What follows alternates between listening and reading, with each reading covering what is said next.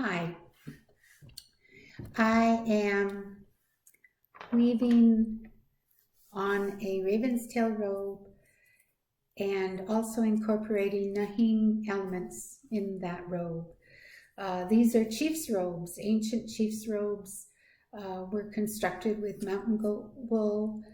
Originally, the old style geometric pattern robes were purely mountain goat wool robes.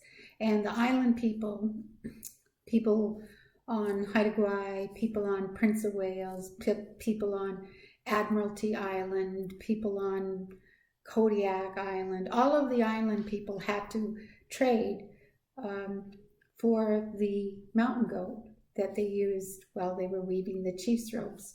So the northern people, the Haidas, Tlinkits, and Tsimshians, were weavers of these style chief's robes.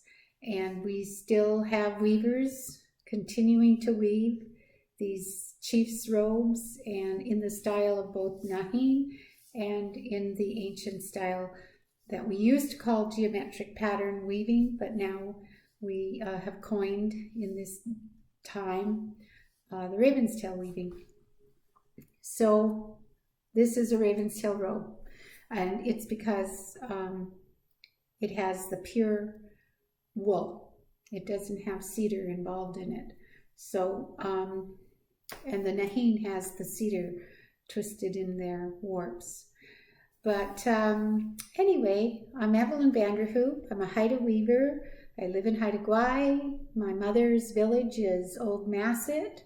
I'm a Cow Gittins, Gittine Eagle. And I am welcoming you to watch me as I weave along.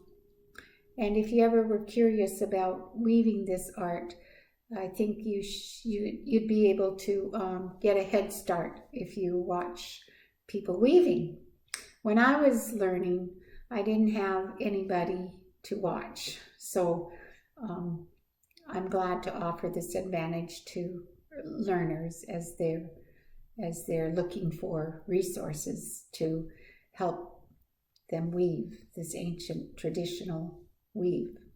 So thank you for coming. I'm working on a pattern that's called the Raven's Hood. And so my last video, I told a story of Raven in the beginning of the world and how he brought the light out to the people. And he was a trickster, but he was also a creator.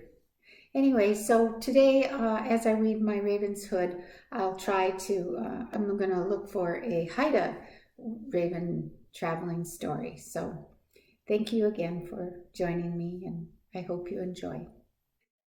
So this is a story I'm reading out of the John Reed Swanton book, Haida Texts, Masset Dialect. He collected these stories in 1901 when he first came from university. He was sent here by Boaz, I believe. Anyway, he was a young man, and he went to the chiefs. He first went to find who could translate for him. And so he found some people, and they went to the chiefs. And I think that the first stories he was given was the Raven story. So I'm going to read this. Not long ago, no land was to be seen. Then there was a little thing on the ocean. This was all open sea. And Raven sat upon this. He said, "Become dust." And it became earth. Then it increased, and he divided it. And he put this earth into the water on each side of him. This earth he made small, but he made the one on the other side large. Because he made this earth small, the island is small, so he finished the country. Now here's another storyteller telling John, and this is the story told by Isaac. And again he started off. He came to where Eagle lived, and Eagle owned the fresh water. Before that, there was none to be seen. Then he wanted to drink his water, and Eagle did not want to give his own to him. A long time Raven wished to drink his water, and when he refused him, he wanted to drink it unobserved, and he drank it secretly, unseen by Eagle, and he went off with it. Then he spit it out upon all lands. He also came to this land, and he spit out Qual-an first. Therefore, he is the elder brother of all the streams in Masset Inlet. When the water was almost gone from his mouth, he came here to Masset. Therefore, the water here is red. And he went on again. He came out opposite to where a whale was blowing about, and when he stood opposite it, he said to the whale, "Ha ha, ya, whale, swallow me." He said this to it because he wanted to eat it, and it swallowed him. Then the whale swam about with him. Then he ate the heart of the whale, and when it was almost dead, it went ashore. And when it was left by the tide, he made a hole with his beak right over the heart, and he came through, and then he ate. He lived right behind it. He ate for a long time, and when he tired of eating it, he went away. And after he had gone along for a while, he came to a certain place to live. Then he whittled some sticks down thin, and when he had many, he put them into the fire, and he lay behind them. And he said, "Burn forever, burn forever." And in spite of what he said, they burned up. Then he did the same thing again, and he again put them into the fire. When they again burned, he again lay down very quickly, and then he again said, "Burn forever," and he was entirely unable to accomplish it.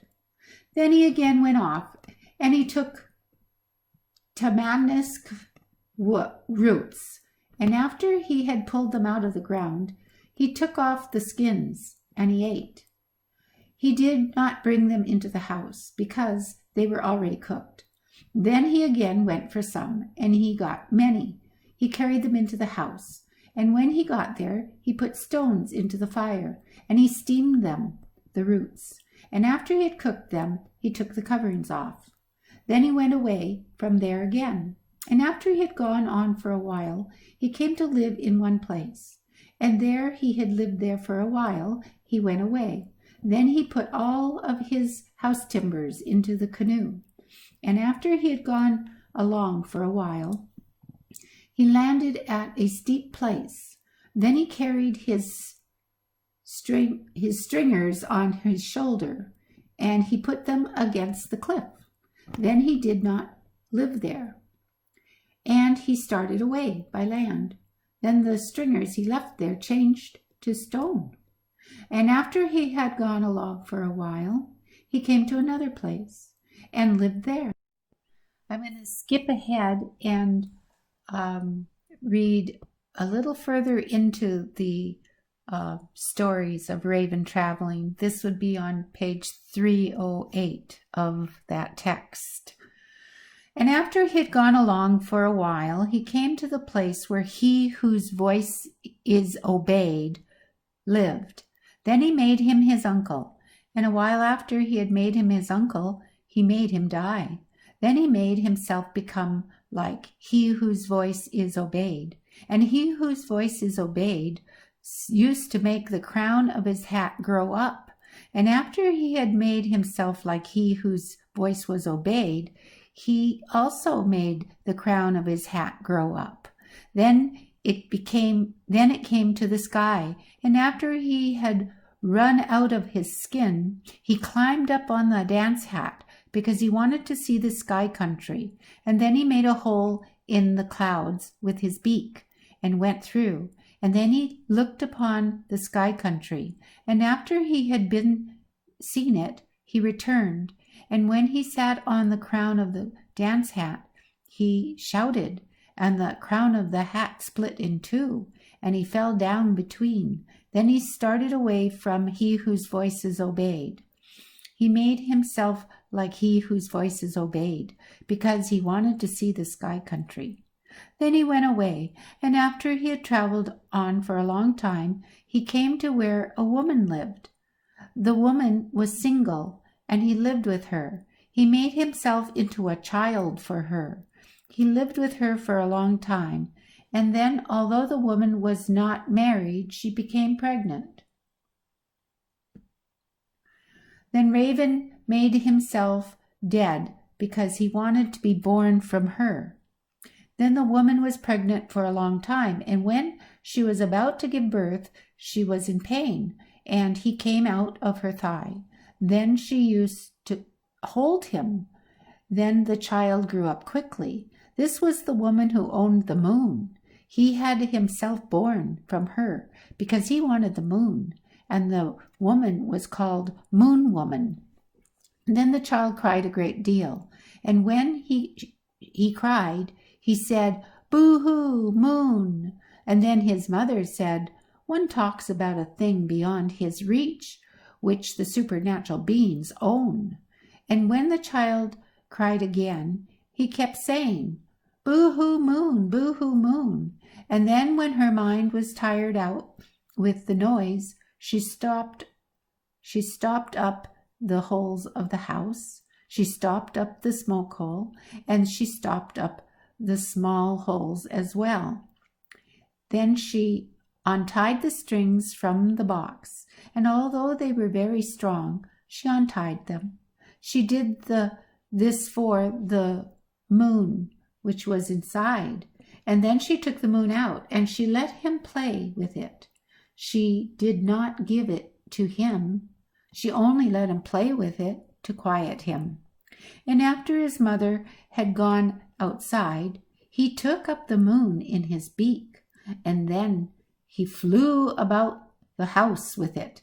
After he had transformed himself, he made himself small, and just before the mother got in, he turned himself into a child, such as he had been before, and then he again played with the moon, and he again began to cry loudly. And when he cried, he said, "Boo-hoo, boo-hoo, smoke hole, boo-hoo, smoke hole, boo-hoo, moon, boo-hoo, moon." He said this for a long time, and then he again cried, his mother's mind tired, and she opened the smoke hole a little, and then he cried still more, and he kept saying, "Boo-hoo, moon," for a long time, and then she made the opening in the smoke hole larger, and he kept saying, "Boo-hoo, moon," and he again played with the moon. Raven cried because he wanted the moon, and his mother did not want to give it to him. Then when he cried very much, she made a large opening at the smoke hole. At that time it was dark, therefore he let himself be born for the moon. He did not like the darkness. Then he again played with the moon, and after she had made the opening to the smoke hole larger, his mother went out again. Then he held the moon in his mouth, and he flew through the smoke hole, and he had put the moon under his wing. And then he called like a raven on top of the house, with the moon under his arm, and then he made himself into a raven again, and he flew away during the night with the moon under his wing. Thank you for joining me. I hope that you enjoyed the story of Raven traveling, and we'll see you next time. Thank you. Hawa.